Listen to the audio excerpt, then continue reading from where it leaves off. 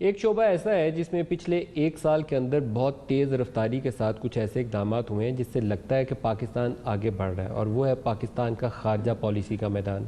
امریکہ کا جو recent visit تھا، اگر کہا جائے کہ ان سارے ریسنٹ ایفرٹس کا کلمینیشن تھی اور بہت ہی ایک مثبت قسم کی وہاں سے وائبز آئیں، جو مسئلہ کشمیر ہو یا پاکستان کے بائی لیٹرل یو ایس کے ساتھ ٹرمز ہوں، پاکستان کے اقتصادی معاملات ہوں، اس حوالے سے وہاں سے اچھی آوازیں سننے کو ملی۔ لیکن اس سے پہلے بھی سعودی عربیہ کے ساتھ، قطر کے ساتھ، یو اے ای کے ساتھ، افغانستان کے ساتھ کچھ ایسے معاملات کے اوپر پیش رفت ہوئی جو پچھلے سال دو سال میں لگتا تھا کہ ہم آگے بڑھ سکتے ہیں، لیکن کچھ ایسی وجوہات تھیں جس سے آگے بڑھ نہیں تھے سکتے۔ طالبان کا ایک سینٹرل ایشو ہے جس میں پاکستان بہت کلیدی کردار ادا کر رہا ہے، اس میں جی ایچ کیو کا کردار ہو یا دفتر خارجہ کا کردار ہو، دونوں یکساں طریقے سے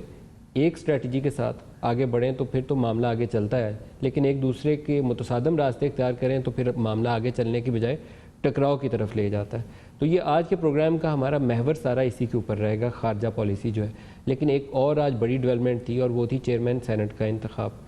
بہت سے لوگوں کا خیال یہ تھا کہ آج تک جو کبھی نہیں ہوا پاکستان میں شاید ہو جائے، اور اپوزیشن والے نو ٹرسٹ موو کامیاب کرنے میں کامیاب ہو جائیں، لیکن نئے پاکستان میں بھی پرانے پاکستان والا کام ہوا، راتوں رات بندے بدل جاتے ہیں۔ تو 64 لوگ وہ تھے جنہوں نے کھڑے ہو کر سنجرانی صاحب کے لیے موشن کو سپورٹ کیا کہ ان کو ہٹا دیا جائے۔ ووٹنگ ڈلی تو 50 ووٹ ڈلے، اس میں سے بھی 5 مسترد ہو گئے، کچھ ڈبل سٹیمپس والے تھے اور کچھ نے درمیان میں مہر لگائی ہوئی تھی۔ آپ ایک گاؤں کے کسی ان پڑھ شخص کے یہ توقع رکھ سکتے ہیں، لیکن کسی سینیٹر سے نہیں کہ وہ درمیان میں بلے اور قلم کی پہچان نہیں کر سکے، لیکن ہوا یہ آج، اور وہ سنجرانی صاحب سروائیوڈ۔ تو یہ دونوں ٹاپک ہیں آج کے پروگرام میں۔